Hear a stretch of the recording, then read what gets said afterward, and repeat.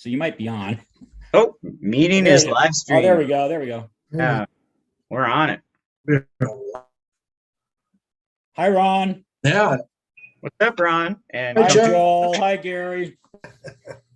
Hi, everybody. Hi. Joel. Congratulations, Ron. Congratulations. 2 years. yeah, woohoo. Ooh, yeah. How'd you do it? 2 years. Yeah, my first guess was Joel. How did I do it? I had some good days and I had some not so good days, you know. There were some times where I just had to reschedule things, you know, and then other times it just went off perfectly. And then every once in a while I had like technical issues, you know, whether it was with me or, you know, it was, you know, so they Cutting out a little, Ron. Yeah, I Yeah. thought it was just me, maybe, but Right, as soon as he started saying technical issues. Yeah. yeah, technical. It's Well, that- I it's had that one CPU. technical. I had a couple technical issues with the guy who was coming out of Scotland, and he was doing it on his iPhone. For some reason, when I sent the invite through Messenger, he couldn't click on it, and he was getting really bad feedback or something. So I had to send it to him through email, and that was the only time I ever had that kind of an issue. And somebody has something on in the background right now, too. It's not What do you- me. what are you hearing? Some talking. That's not me. I've got a dishwasher going in the room behind me. No, it was like a Heard little. that, that would be, I would know what that is. It's gone now. That was probably the fan. Oh my gosh. Someone has a fan? Wait, Yeah. Who has a fan? mine's not. It does not make noise. Yeah, I need to get one of those that don't make noise, but yeah, you know, and Joel was the first one. Woo! And you're still Yeah. on. Hey, Yeah. Joe. Yeah. Rock on, And- Joel. And I think the longest one too, because I think it was like almost 4 hours we were talking. Woo! And I got it 2 hours and 45 minutes. I see it right here. 2 years ago. That is a long video, man. No, Yeah. we just kept on talking and talking, and I know. it's like, you know, when you got a lot to say, you know, and Joel's had a lot to say, you know. So weird. Yeah. Yeah, you know, and then Don't worry, I don't today. You guys can do all the heavy lifting. Somebody better. yeah, well, I'm yeah, looking- Go ahead, Ron. All right. yeah, Joel. I found Joel through a mutual friend, Matt Brown,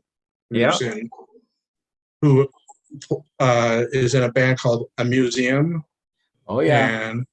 and you see him on Facebook, you know, in the early days of the pandemic, you know, just like Joel doing the live streams of, you know, playing music and having chat, you know. So it's like he's, you know, had to do something, you know. Yeah. And thank goodness for that, and also thank goodness for Zoom, Yeah. because I think a lot of people would have gone completely stir crazy. Exactly. You know, I found with video chatting like this, I've gotten to know people just about as well as I know people locally. You know, Yeah. by chatting with them online. Oh yeah. You really form real friendships. They're not just Mhm. internet friendships, they're real friendships that way. It's a Yeah. really cool technology. Yep. Gary, I'm in progrock.com. I work over there free. I work free, but I'm telling you, the chat rooms are the best. You are so right. Progrock.com, huh? Yeah, it's just Yep. everybody's a family. It's like a family. It's like my second Cool. family. It's so cool. You know, I found that doing Music Street Journal all these years, it'll be 25 years February 1st. Wow.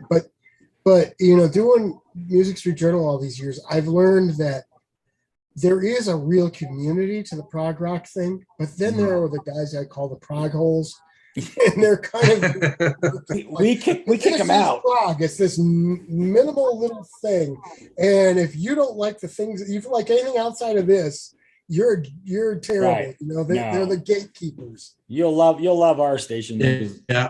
We got all kinds of shows from the psych ward to avant-garde and regular prog, lots of AOR sometimes by some of the DJs. Well, one of the things I try to do, I literally try to tick off some of the prog holes, and I will stretch the boundary as much as I can. But you know what? From my point of view, there are a couple definitions of progressive rock. There's the stuff from the 70s and the music that resembles that. But then there's any music that progresses the genre of rock. Yes. And that's Exactly. prog rock too, you know? And art rock fits into there, and space rock. And Right. so it's like, I think it's a very extensive sort of thing. And the people who want to just put this Oh, little yeah. box are I kind of, agree. I don't know. I don't know. They're stuck in the past. No, you're so right. We got all kinds, like even Alex that comes on Ron's show. He's like, we were talking before the show, right? Alex loves all kinds of music that I've never heard of.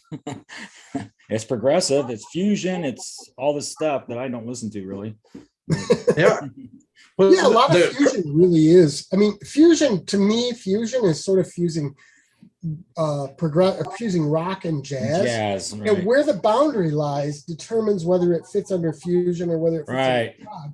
So if it's close to the edge of either end there, it's prog as far as I'm I agree. My fellow mates on the station in the chat are trying to get me, more into that jazz side so I can, because I came up through the other side. So Oh, I did too. And then I remember I played for one of the most fun times I ever had. We didn't want to get out and gig or anything, but I played bass and we had a guitar player and a drummer, and we were doing like Al Di Meola kind of, but it was like really free form fusion stuff. right. And it was so much fun. I bet. My God, we were doing all these crazy things. And so that got me into the fusion end of things. So they got me listening to Di Meola. And Oh, that's a good one. That's a good one to break in with. That me too. They turned me on to that too. That's what easier one to like right off the bat. That's why I do those favorite albums of the of certain year, All right. because of course you're going to get similar choices, but then I think there was the one show, it was 82 that were each of the people had a totally different Oh yeah. thing, albums that they liked. Yeah. That was a good show. And I always like to do on anything like that, I like to call it favorite, because my top 5 is going to be different than yours and the next person. So by doing that, you kind of like limiting in a way of and kind of getting someone maybe upset that, oh, you didn't pick this one. Well, these were the 5 favorites. I could have done more than 5, and I think the show would have been about 10 hours or something like that. Go forever. So it's like you leave it at that, and then and you can discover if it's something that maybe you overlooked it when it first came out, or Right. you had it when it first came out and then got rid of it for whatever reason, because you got on to a different mood, Right. and then you rediscover it. There's been a lot of stuff, thanks to the pandemic, that I've been rediscovering and getting, people recommendations on Facebook, and I thought it was, and I got stacks of CDs that I bought since 2020 that a majority of them was recommendations, and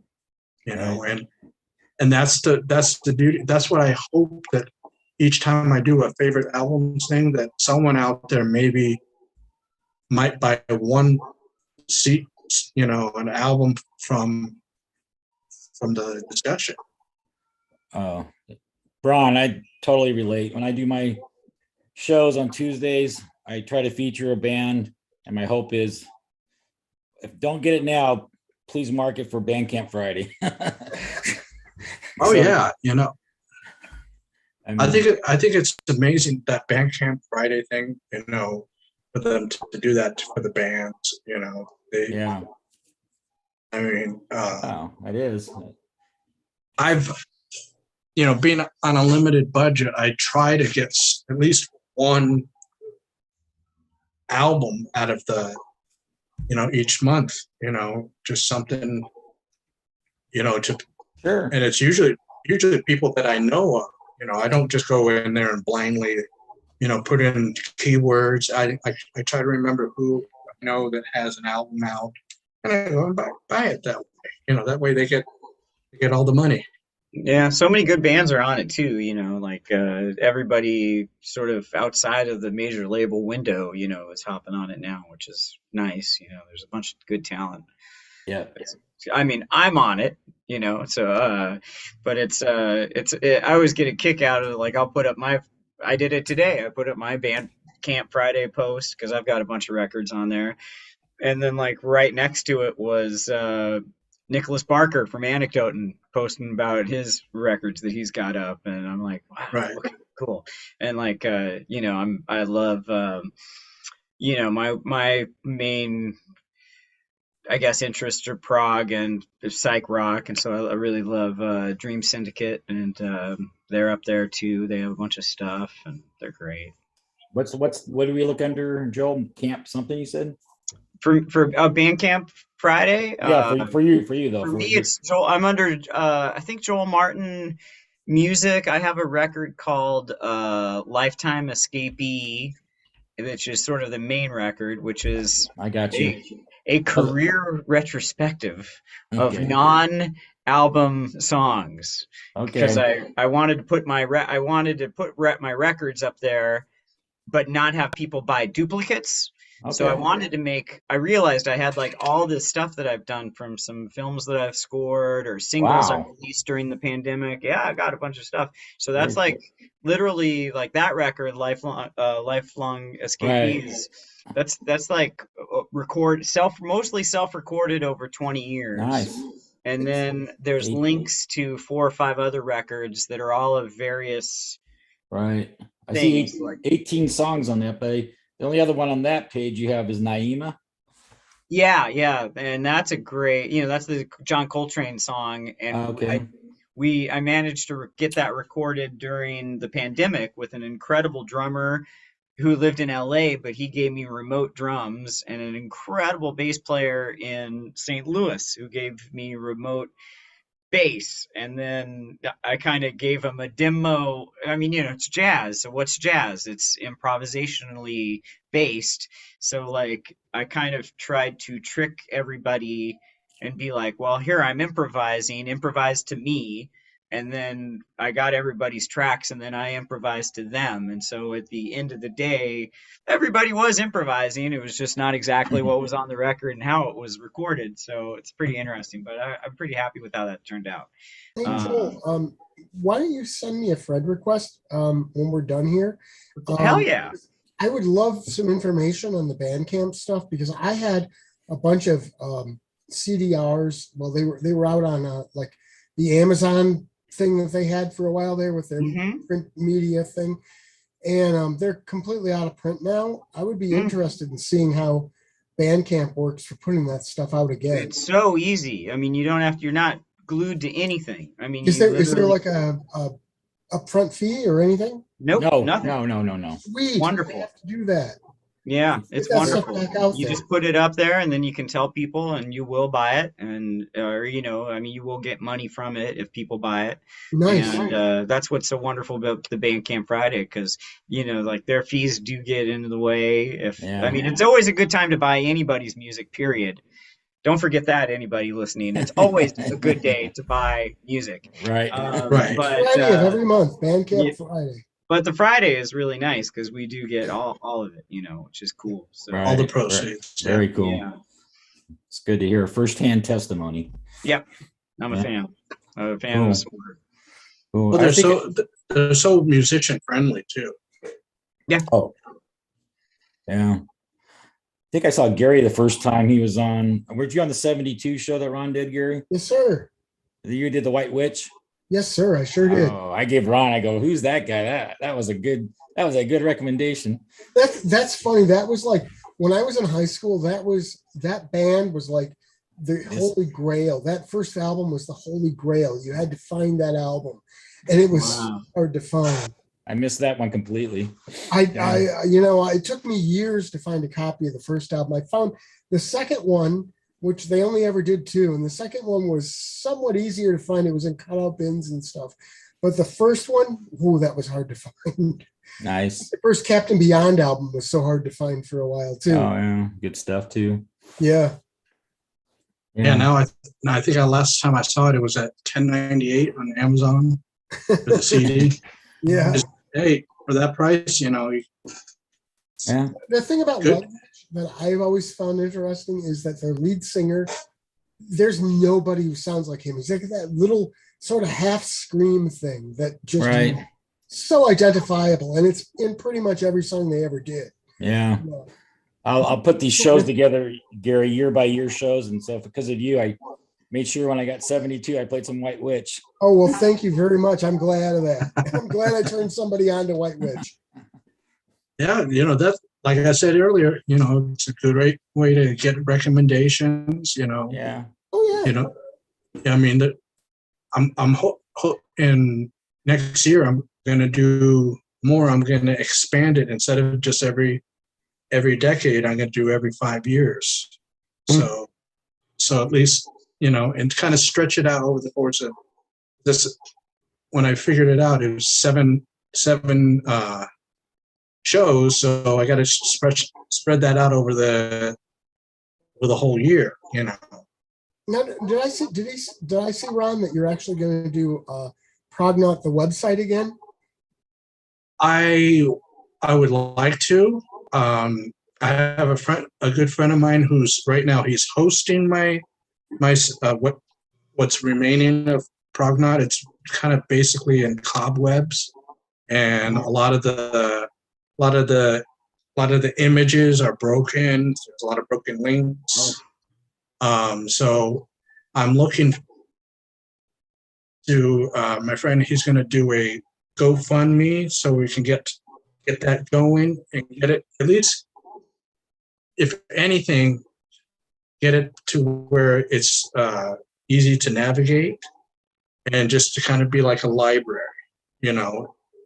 Nice, because you were there in '98 too. I think when Music Street Journal. I started as it was just a fan site like everyone else on GeoCities. Where you list your favorite bands and you made the links to them. So it's like it started there, and then in 2001, my friend sent me a CD to review, and I'm like, well, I really don't do reviews, but I can try it. And up until the time when I stopped it, I was doing all the HTML myself, just the basic HTML code. Very lengthy to type in everything, and I mean, there was some cut and paste stuff, but for the most part, everything was done HTML, and it's like I got the height of Prognaut was in 70. I want to say almost 2008, 2009, somewhere in there, where I had other people joining me to review, because I literally was getting 20 CD submissions a week.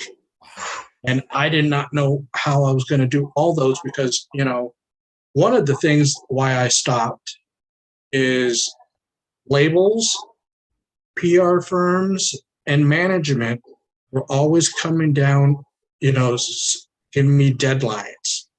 And how come you can't do it? How come? No, you don't take that stuff from them, man. You do And not then, take that stuff from them. I just said, this is it's taking the fun out of doing it when they do that, and I tell people it's like I'm not getting paid for this, so I can I can do a decent time, and it's like I'm not one of these people that can listen to a CD and then formulate a review within 10 minutes after listening to the CD. That's just I just can't do that. I mean, it takes a couple listens, and Some of the best ones you have to listen to before you really love them. Oh yeah. Yeah, sure. Let me just say this. I remember in probably 98 or 99, I remember going to a show when I was first starting Music Street Journal, and I had tickets for the show and some backstage passes or photo pass or something. And I remember seeing these journalists who were griping and saying, you know what, I do whatever I can when the CDs come in to figure out how I can have an excuse to throw it in the garbage. And I thought, these guys are jerks for doing this. But you know what? I know what you're talking about too.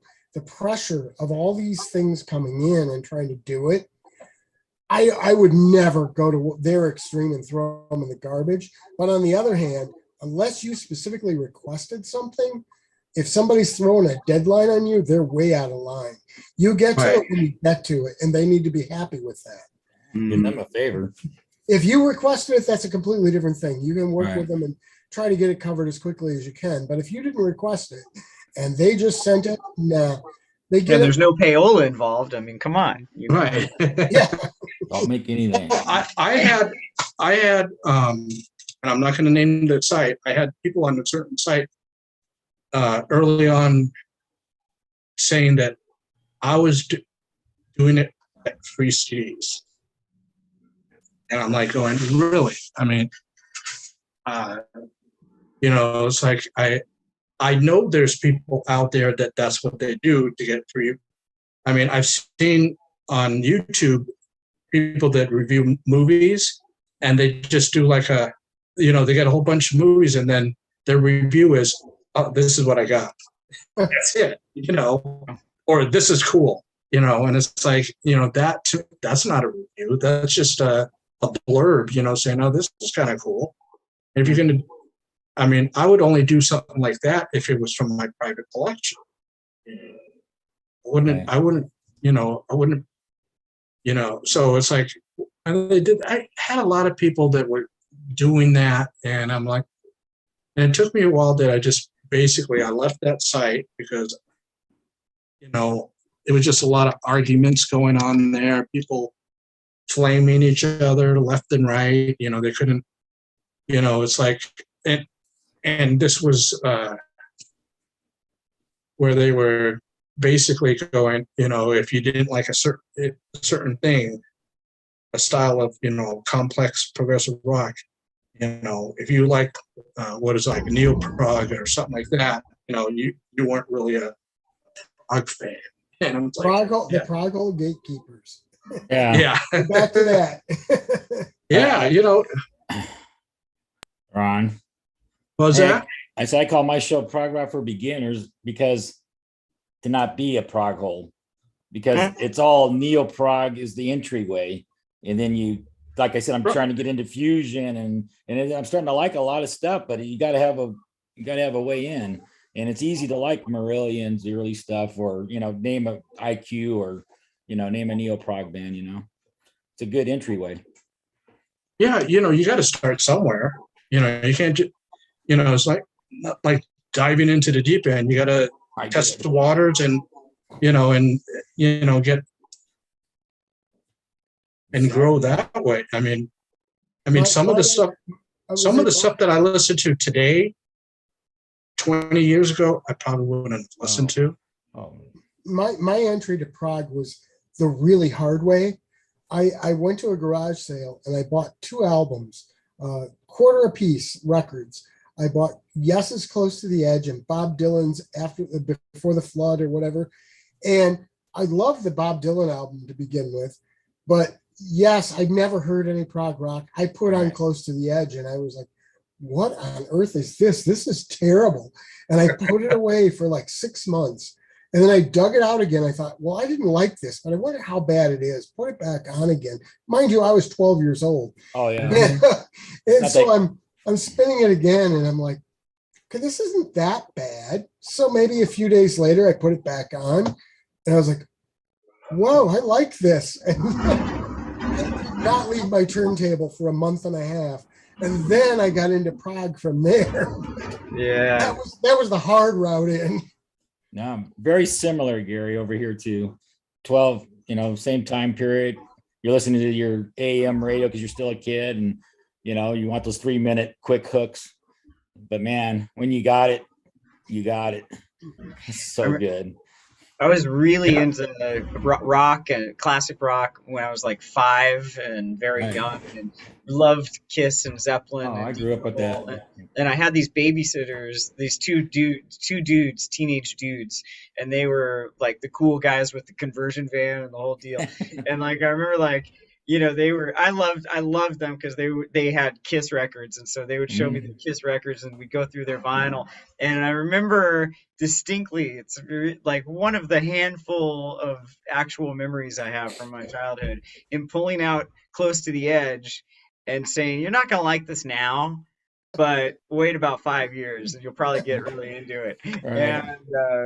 And that really I forgot about that completely. But my actual entry into prog rock was, I'd gotten into the second wave of British heavy metal because I loved like bands like Iron Maiden doing like really long form songs. Right. I was like that, and that's what I loved about Zeppelin too, is like the epics, the Rain Song, things like that. Yeah. And I didn't know anything else. And I think I'd probably heard ELP on the radio and was like, that's really cool, but I never went down that road. Mhm. But and Matt Brown has a very similar story to this.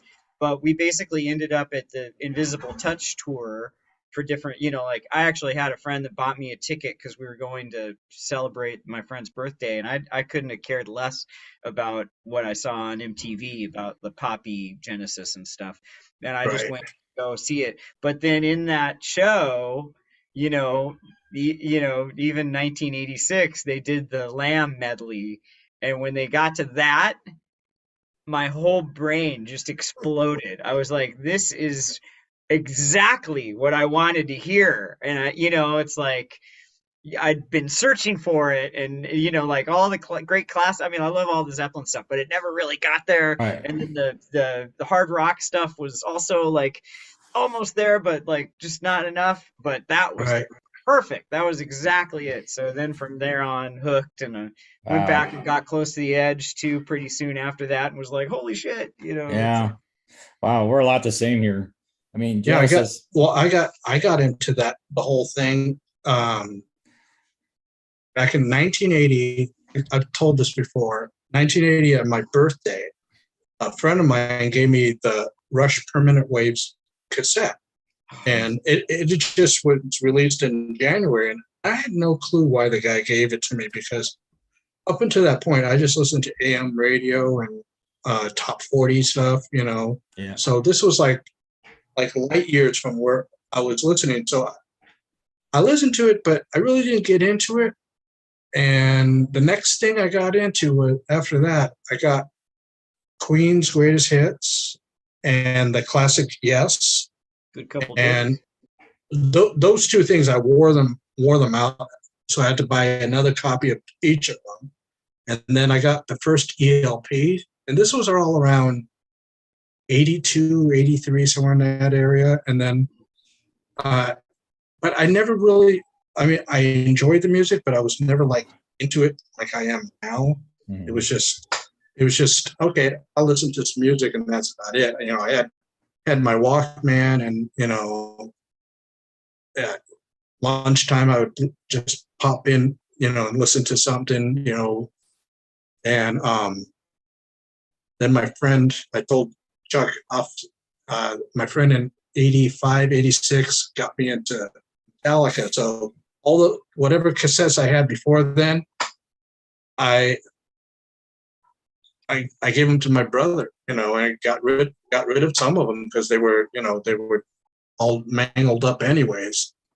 it's like I went through different phases, and it wasn't until when I got to work at a record store in 1990 that the manager there, he got tired of me and this other guy. That's all we would play is Metallica, Slayer, and such. And he would play a lot of the New York hardcore punk stuff. And he says, I don't mind it, in moderation, but we were playing it way too much. So he says, okay. He says, I got something for you that I think you're going to like. And he put in King Crimson Red, and all, like Joel said, where he had his head blown. Mine was, I was like, oh, and I bought that CD, that the store copy. I said, that's mine. And basically from there, it's just been down the rabbit hole, I have talking about Metallica. I have a record store story about Metallica. I was working at a record store when Ride the Lightning came out, and this customer came into the store and was like, "Have you guys heard this album?" We're like, "No." And he was like, "You've got to hear this thing." And so we got a copy, and the store used it and put it on the turntable, and I was just blown away. I'd never heard anything that technical and that fast and that heavy at the same time. It was like, I get the whole in a record store finding new music thing when you're working there, because that was literally how I discovered Metallica. Nice. I found King Crimson, I think, from working in a record store as well. Oh, nice. Yeah. So how many of us have worked in record stores? Man, that's a dream job. I never got that one. Yeah. My first job. Mine. KFC. Thanks. This was my second. Well, no, I had two jobs at the same time when I was 15 or 16. And then Those are hard to get. it was, well, yeah, I just fell in. There was in Hermosa Beach, there was a little store called Second Street CDs. It was right by where the Picture House was. If anybody's not the Picture House. I never got over there.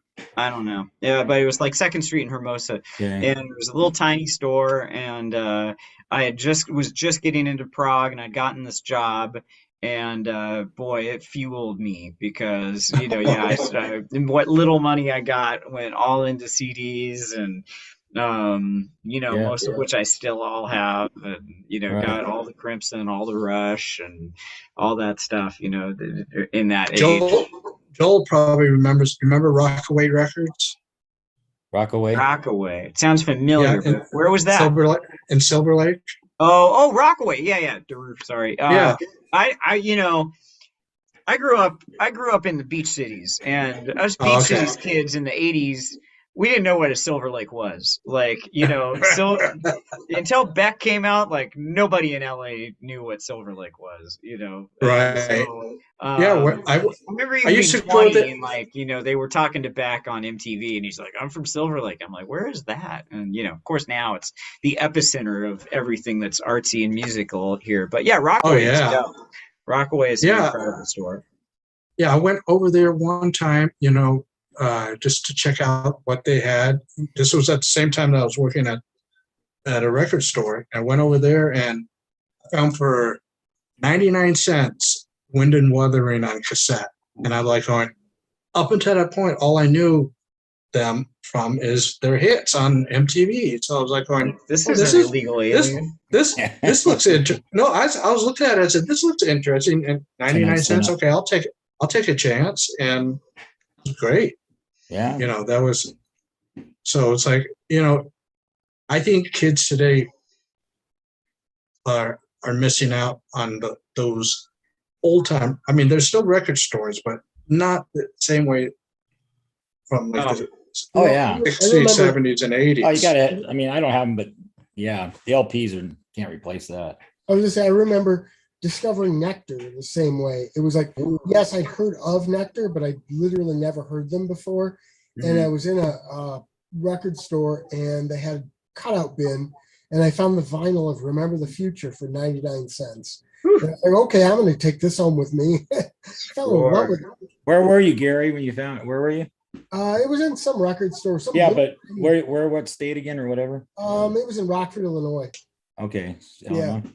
I always tell people when we talk on the chat is like Wishbone Ash, Uriah Heep, Eloy, Nectar. None of these I ever heard on LA radio.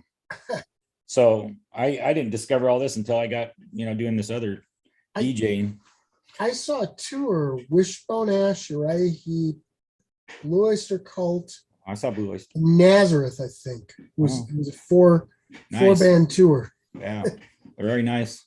I went to that Anaheim. Did you go to that, Joe? That Anaheim Stadium one? They had that really big one when Van Halen and Boston and Sammy Hagar before he was in the band. I think, well, my first concert was, I was 11, and that was in 1983.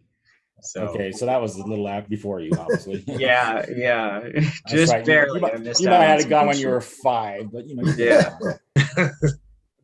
That wasn't my first one, but that was the big one. Yeah. But my first concert was the US Festival day 2, so I did get Van Oh, Halen. nice. Yeah. Nice. I wish I went to that, because there was 2 of them. There was Yeah. 82 and 83, right? Yeah. Yeah, and the 83 is the more popular of the 2. Well, they just had everybody. Like, it was incredible. And like, I was a little metalhead, so I got my parents to go to day 2, and literally every band that was around and playing that I loved, That's I think there. it was playing, except for Iron Maiden, who was Well, my second concert. Yeah, pretty much. I mean, like, it was Ozzy and Priest and Scorpions, and even I was really into Motley Crue were on Yeah. they were just about to release Shout at the Devil, and then at the very last minute, Joe Walsh was supposed to open the day, and they Wow. moved him to the next day because they were like, this is stupid booking. And they got a brand new band that nobody, I think I knew who they were, but I think because I listened to KNAC all the time, the Oh, yeah. metal station out here.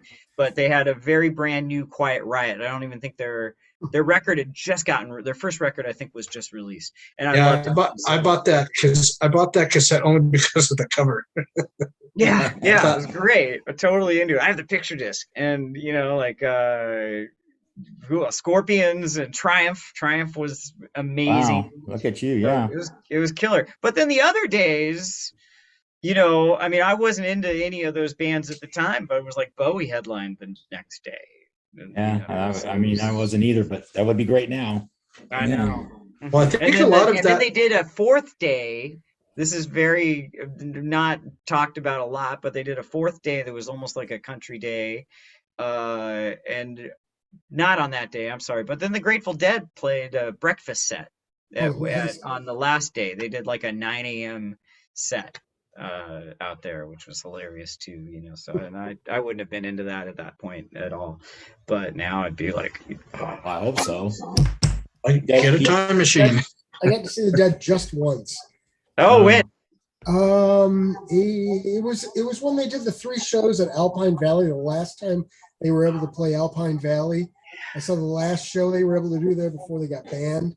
Oh, yeah. They did Terrapin Station, and it was awesome. It was Mudfest though, because it had been raining for like 3 days, and the whole that place is just a ski resort, so it was just a hill, and it was just all mud.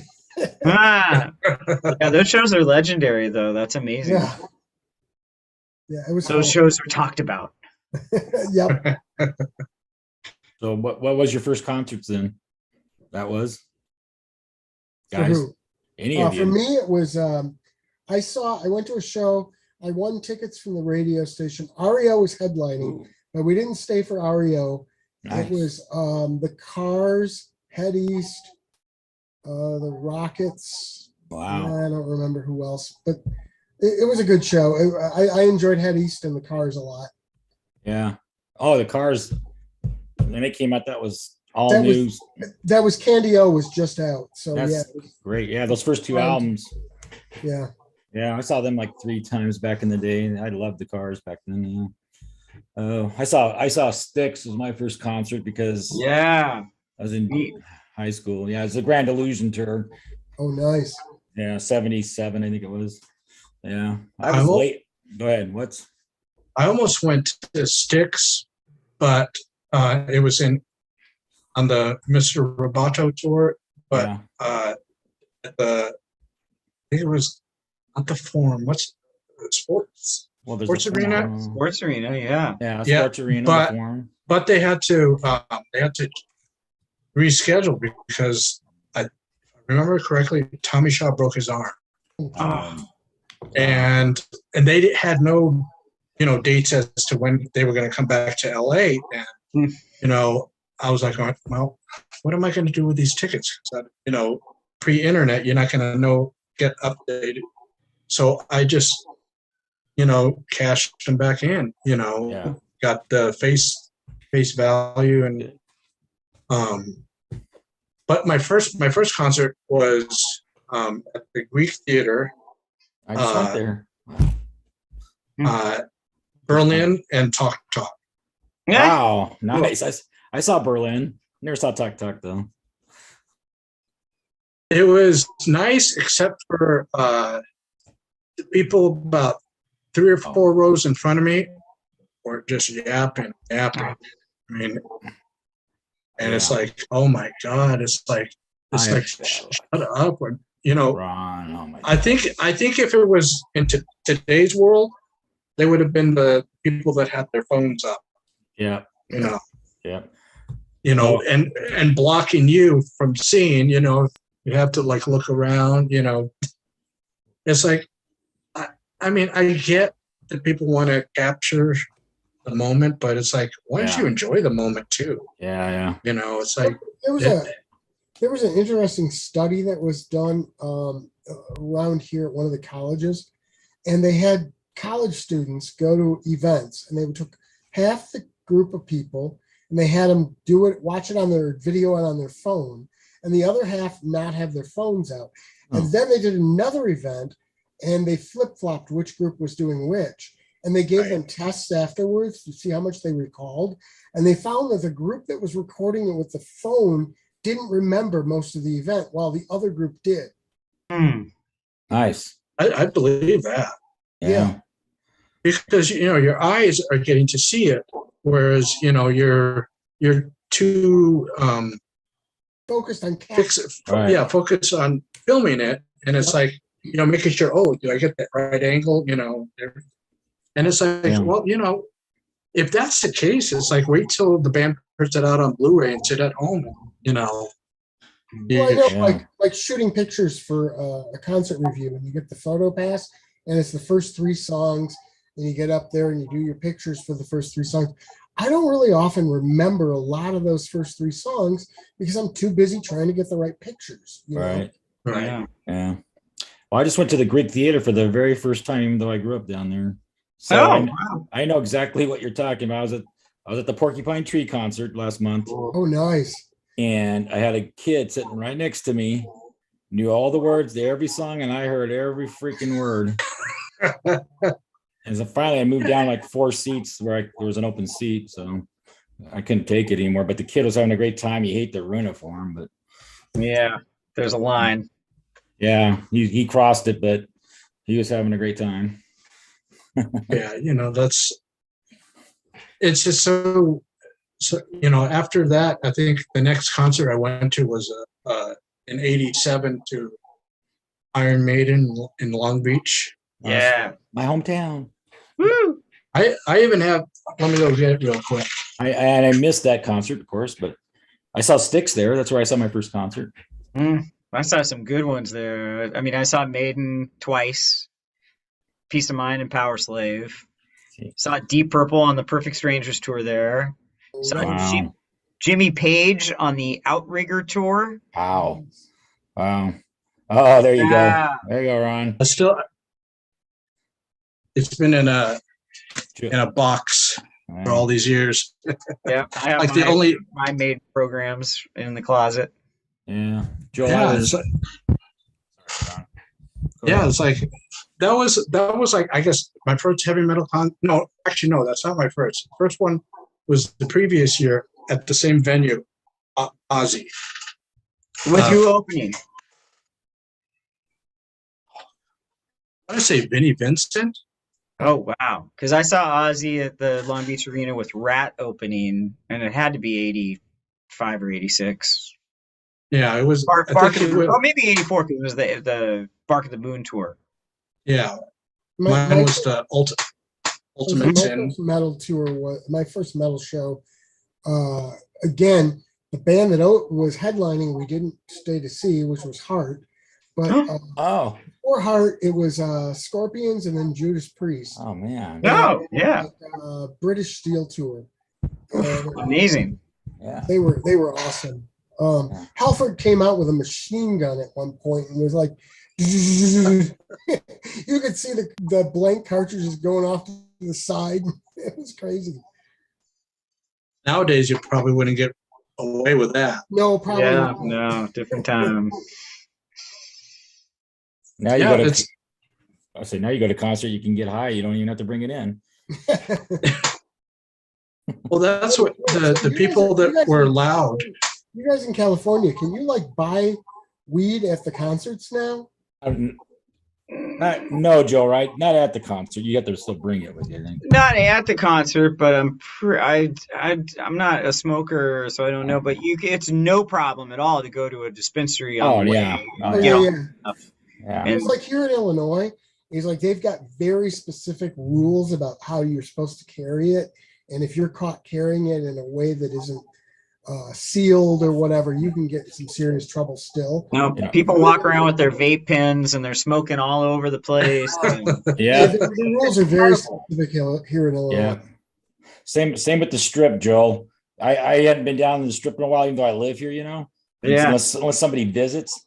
And a guy in our chat room is a great guy, Chapo, came up from Mexico City. So we go see Beatles Love right down the strip. Oh man, so jealous.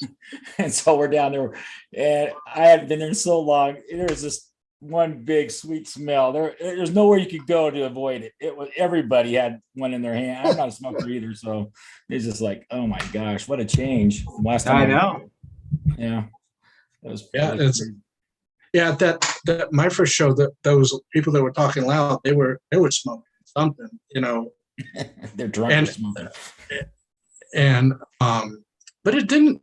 You said sweet smell. It Oh, you kind know. of smelled like dirt. Sweet leaf Yeah, It's it Or- it gets a lot smelled different- kind of like dirt, and I'm like, or skunk, skunk, or skunk. Yeah, but it's a sweet leaf, you know, Yeah. little Black Sabbath. Yeah. Anyways, Touche. Well yeah.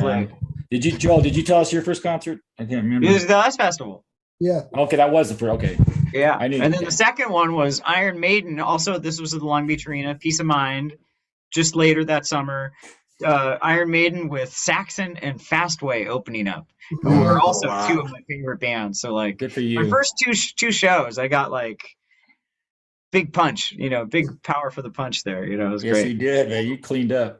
Hey, Yeah. I'm a child of the '70s more, so I kind of missed out on all that, that '80s, all this stuff you guys are mentioning here. I mean, I did go to Long Beach Arena like you. I saw the Who and Outlaws and Molly Hatchet and Ted Nugent, all those kind of groups, Sticks. Yeah. But I never. Then the '80s came. I just kind of, I'd go to college and kind of just fade out.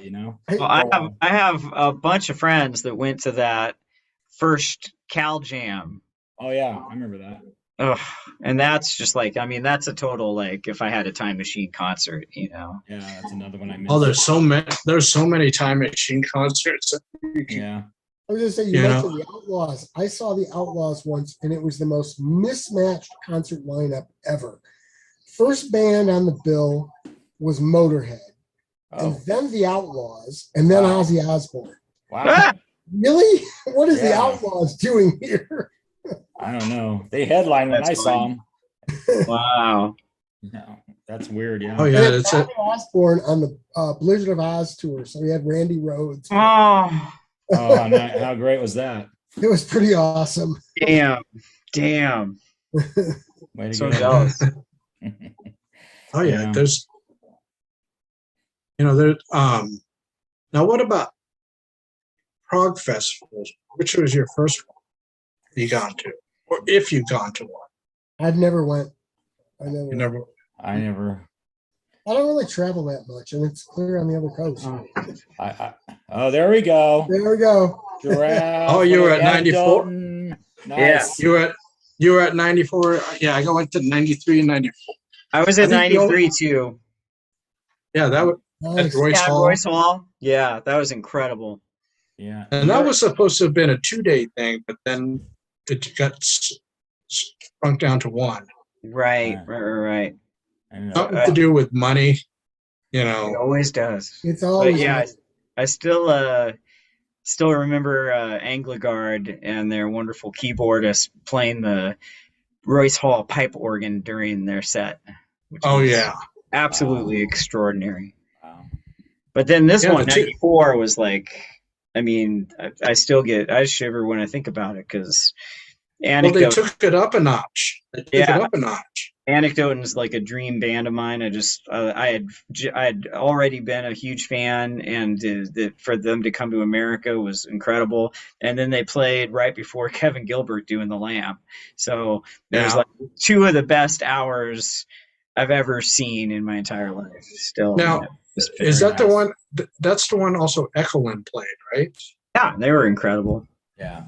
Yeah, because I remember a guy sitting maybe about 5 or 6 seats down to my left, and he was, I'm in my 30s. This guy may have been in his almost 60s, so it's like, and all I could hear him is griping and complaining because Ekelund was loud. They were loud. They're probably the loudest band that at the festival because and they had a more of a modern touch to it. So it's like I can hear them. Oh, these guys are so loud. I'm like, oh, geez. That's funny. I don't remember that aspect at all. I Yeah. do remember Kevin Gilbert changing the words to it, saying, if you think that it's pretentious, wait for Prague Fest 95. And then now all the Prog Fest have died almost, and I missed them Yeah. all. Didn't the Yeah, Sin played Frog Fest once, right? What's that? Hmm? Sin played Frog Fest once, right? I'm sorry, you got cut off. The Sin played Oh, Prog Fest. Sin. Oh. Oh, I don't know. I don't know. It's one of those. I know on the first Prog Fest you had Engelgard, IQ, Quill, and Citadel. Citadel, if I remember correctly, they were just in medieval clothing, Nice. and that's all I remember from them. Worked. And Quill was kind of like an ELP-ish sounding band. They were a trio. I think they were.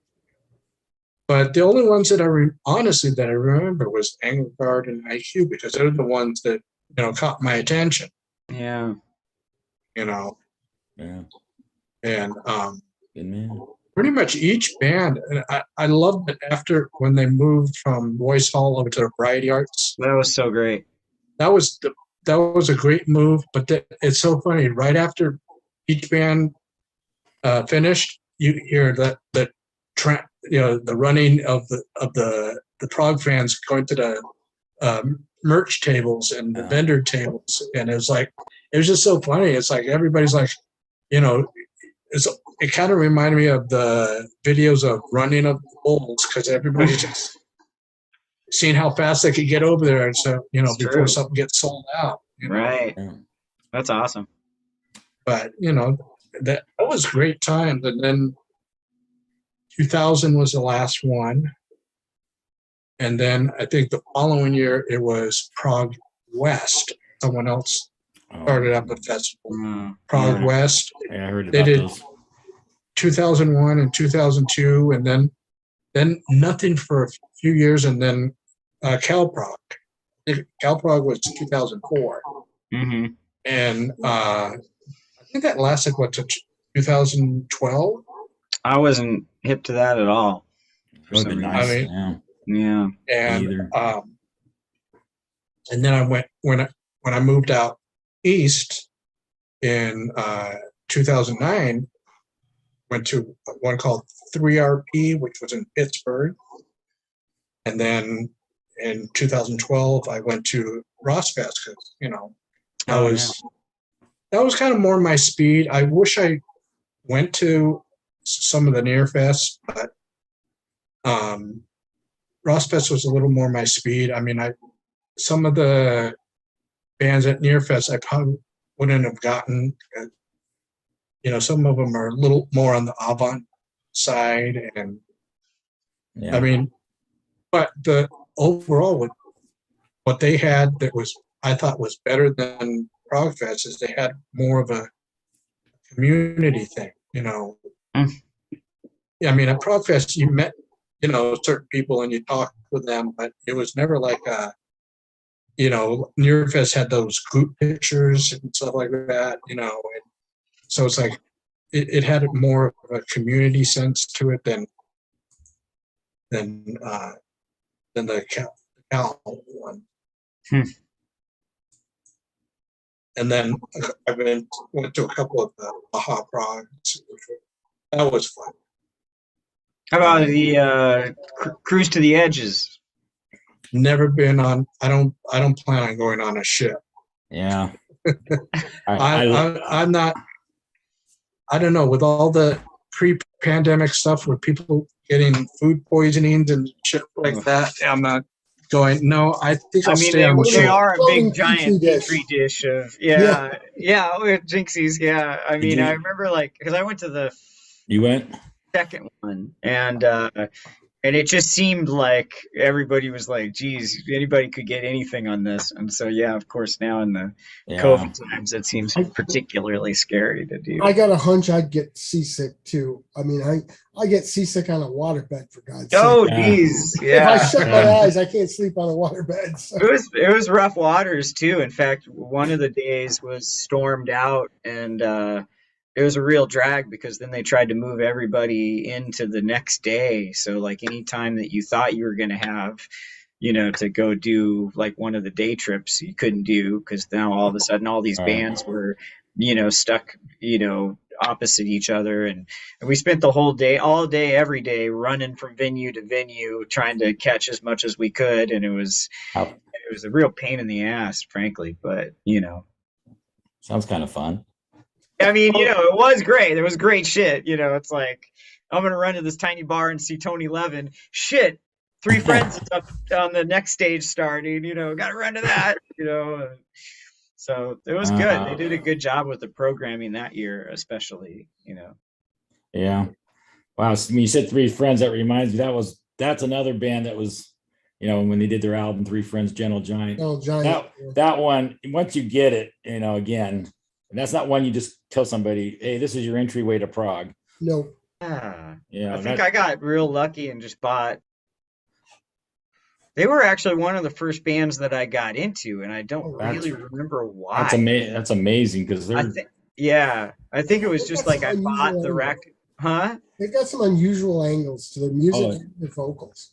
Yeah. Oh, incredible. I mean, I remember I think it was like something because I used to go to, we had recycled records in Hermosa Beach, and I would just buy whatever was cheap and stuff, and I saw a cool cover and, bought it. Probably 3 Friends, maybe. I don't know. The other thing is, you guys probably all know maybe Round Sounds Records and Ed Wilson. I used to go there. Yeah, I used to go there. Cool. Well, I started, there was this great dude, Ed Wilson, who started a almost really exclusively prog rock, but you could get anything there, but a prog rock record store in Redondo Beach.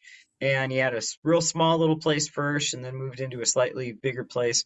And I don't think the whole experience for him lasted more than 6 or 7 years, but it was exactly like my prime.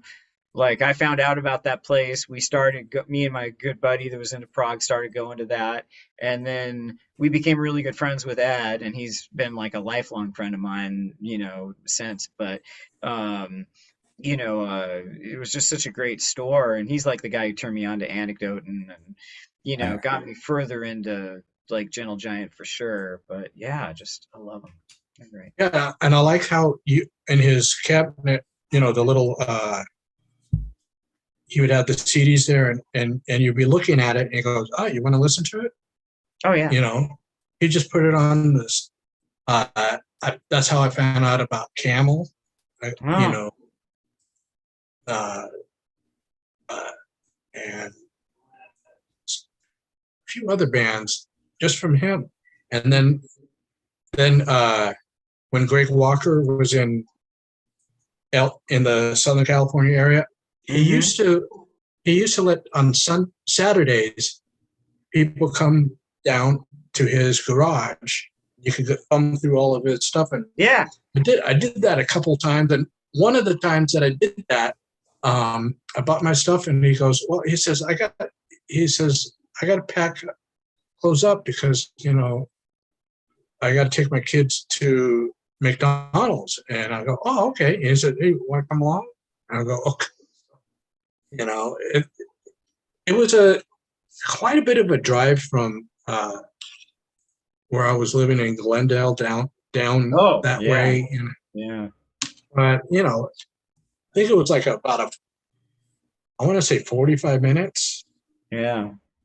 You know, Ed actually ended up starting to play in my band a little later in time, like another 6 or 7 years after I started going there, and we used to go rehearse right in that garage.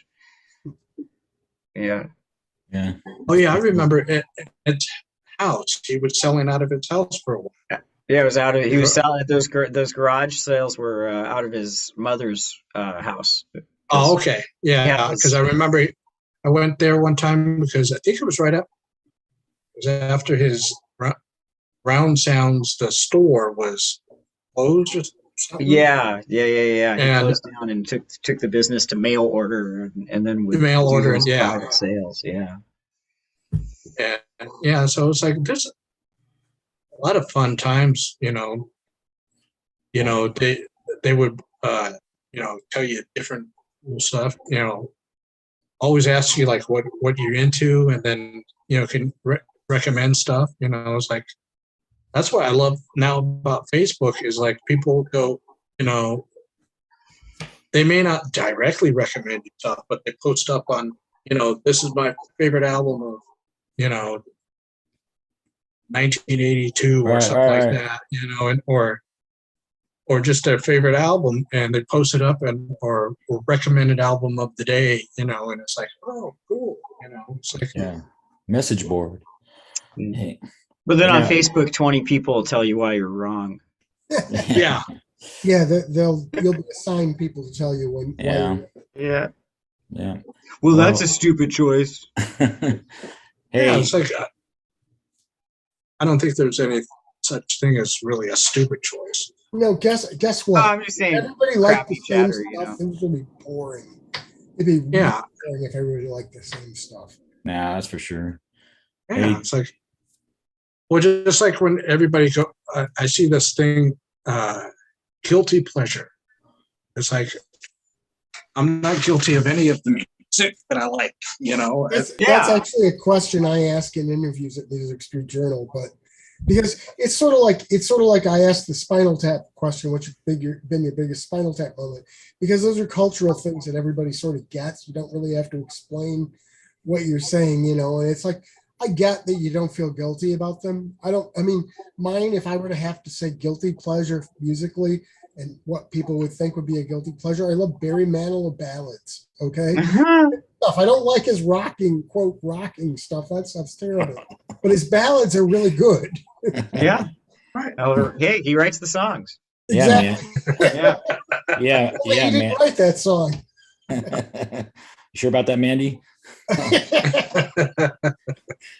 Hey, I'm going to get going pretty soon, but I did want Yeah, to say me a couple of things. Gary, Yes, sir. Chicago, Mark Monforti, you know who that is? He owns progrock.com, the station. He lives there and he puts concerts in his basement there, and you can just contribute Nice. money. So you ought to look into that because you don't. Yeah, I'm about 60 miles from Chicago. I got to fly from Las Vegas, so come on. Yeah. We're gonna see. Hey, man, get in touch when you're out this Yeah. way. John Mitchell's coming this week. If you know Arena or Oh yeah. he's in a lot of bands. Frost Arena. He's in the new. Oh God, it's great. The new the new Arena album. That's what I'm trying to say. Damian Wilson.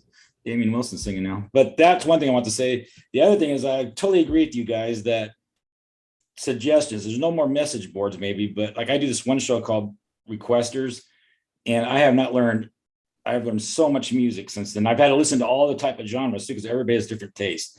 And then everybody, it just gets bigger and bigger because everybody keeps coming in and just saying, I'd never heard this guy, I never heard this. And oh, this is great. And everybody compliments we got the nicest chatters.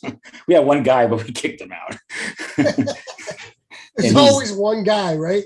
Yeah. And we try to keep him out if he comes back. But yeah. So I just want to mention those couple of things. If anybody gets a chance to go into the chat there on progrock.com, come on in. We'll make you feel at home. And Nice. it's a nice place to be. We don't have any prog holes other than the one guy we kicked out. So, There's always yeah. So there's my little plug. So you guys can plug your stuff too, whatever. Yeah, Joel's got a band camp. I got my band camp. If you like the Grateful Dead, I'm very active. In fact, I'm playing up and down the coast right now. You know, in February, I'm hoping to get all the way up to Oregon, and then probably think about getting out to Vegas and Arizona, Nice. everything.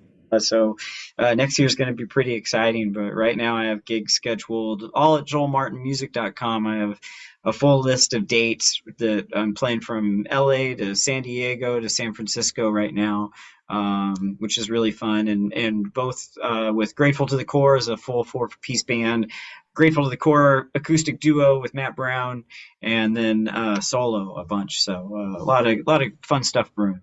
Nice. Nice. You guys, first off, send me friend requests on Facebook. Definitely. Love For to hook sure. up with you guys. And secondly, anybody wants to check out Music Street Journal, that's at musicstreetjournal.com. Thank you. What's your focus on Music Street Journal? It's primarily half of every issue is prog rock. Oh. And then we do everything else too. Reviews and interviews and stuff like that. And an issue comes out every 2 months. There'll be a new issue out on November 28th that I'm just getting finished up. And then it's published. There's most of the articles are online, but then there's a print exclusive, and all the issues go out simultaneously in book form. And I also do books, and you can check me out there at GaryHillAuthor.com. You can also get to Music Street Journal from there and a bunch of other things from there. Nice. And guess what? What? There'll be a band camp coming to get my old releases. Yeah. There you go. Yeah. And I'll tell you some upcoming shows I got. November 12th, I'm going to be speaking with the guys at Evership. Nice. And November 19th, a band, Pinnacle. Yeah. Carl's Carl's a Carl, good dude. yeah. Yeah, he's a good dude. And then November 26th, we're going to, with a few people, going to tackle 2002.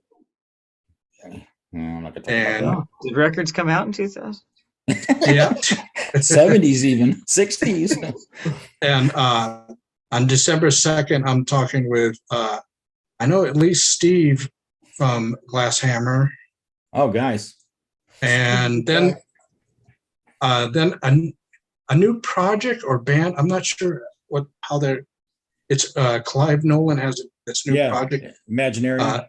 Imagineering. I'm going to talk with, I'm just going to speak with Laura, the singer. Yep. I just had her I know. on.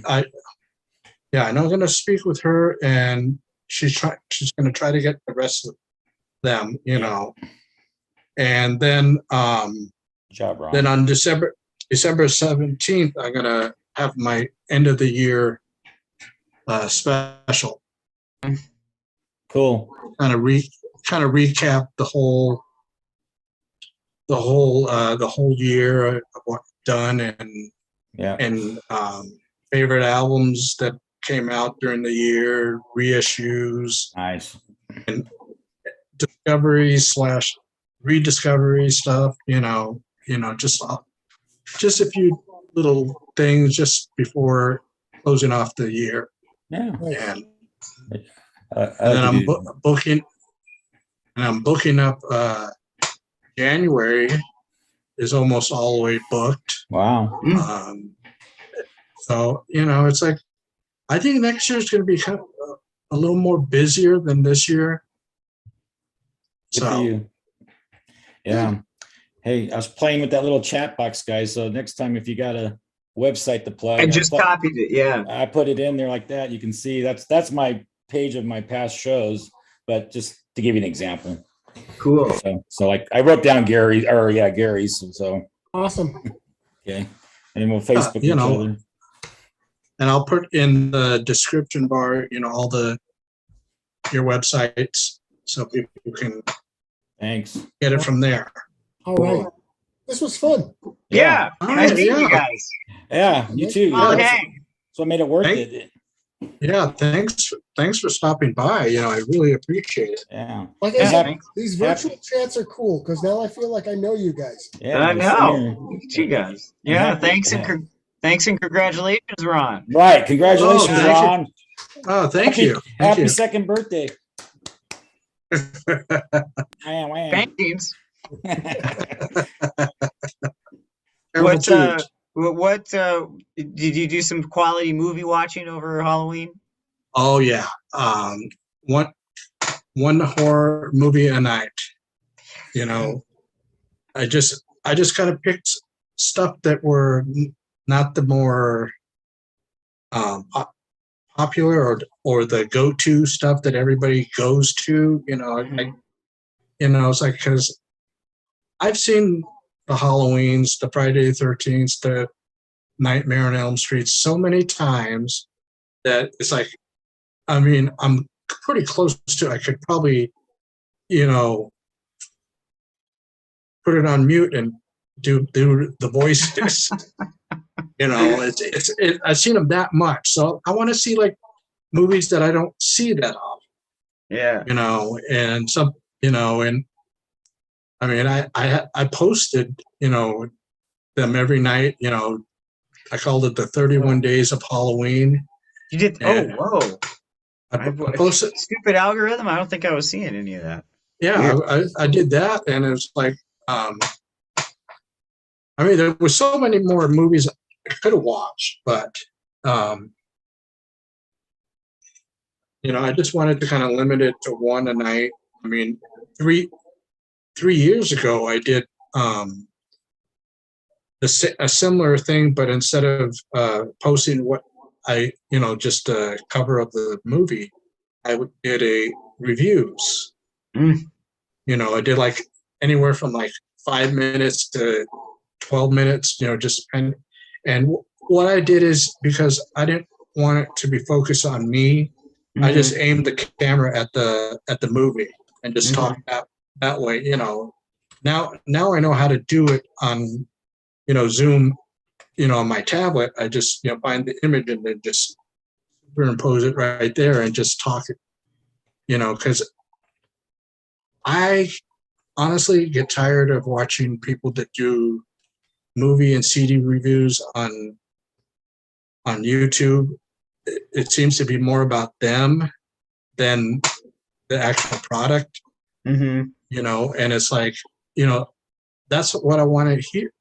Right. Is, I don't care, it's cool if you're doing a horror movie and stuff, you have some sort of horror backdrops and whatnot, but it's like after a while it kind of gets tiresome when people are, I hate to call it, third-rate actors, or failed actors, that just, they trying to be entertaining and they kind of just overdo it. There's only a certain kind of people that can do stuff like that. And it's, Gary's wearing the shirt, Yeah. Sven Gooley. Woo! Represent. It's, people like him, you expect that he's going to be over the top, and also like Joe Bob Briggs, it's going to be over the top. Yeah.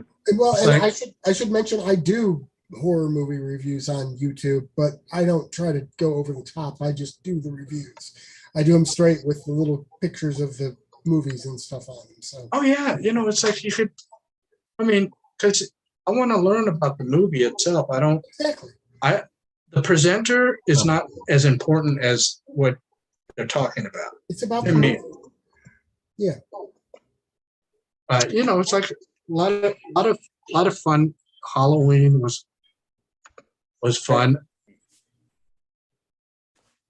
except a certain Zoom thing where I was the only one in costume. I saw all four of you in costume. Wait a minute. I Was saw, that the one I did? saw, had to say. yeah. No, Yes, no, no. I'm not talking about this Zoom, but the Oh. a private one. Oh, okay. I was invited to, and I was the only one in costume, and I kind of felt a little ridiculous. But Hey, when I Oh, was, well. I got you beat on that. When I was 18, Yeah, I there was you very go. excited to do. I had a girlfriend that I was living with, and we were going to go out. She was going to get all of her friends together. I was getting a bunch of my friends together, and we were going to go hit Manhattan Beach and hit a bunch of bars and have a great time. And I decided it would be hilarious if I dressed up in drag. So, and this is actually pre-long hair, and I had a mustache at the time. Oh, no. So, but I still rocked the whole thing. I can't remember if legs were shaved. I don't think so. I think I just wore fishnets and a skirt Oh, and a God. bustier and Woo. makeup and went for it. And my girlfriend got sick on Halloween Day, so she decided she wasn't going to go out. So none of her friends came with us, and all of my friends flaked except for my one guy best friend who showed up without a costume. Oh, Holy nice. So man. then we went out to bars, like me in drag and him just dressed like a dude. And of course, every place we went, nobody was dressed up. Like I was Oh, like, God. come on, Poor come guy. on. Wow. it's I'm not- Halloween. It's the one time of the year that if you're going to have a party, dress up. You know, I know. doesn't matter what. You know, Yeah. All right. I mean, See I you, thought- folks. Really great talking. You guys are Hey, you awesome. too. We'll Thanks say for hi on the stopping by. socials and Take it easy, stay in guys. touch. Prague out. Prague out. All right. See you later, Ron. See you later. Thanks for stopping by. I Absolutely. appreciate it. These are always fun, my friend. All right. I'll see you next time. Yep.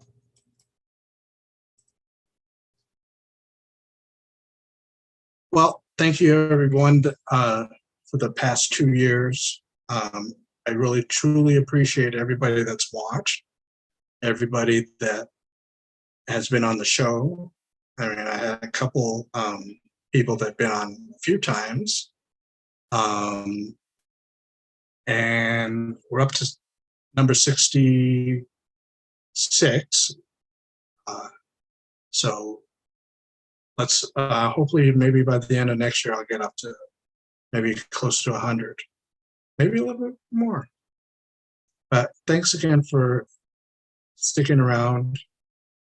You know, I really enjoy doing these things, and I love it.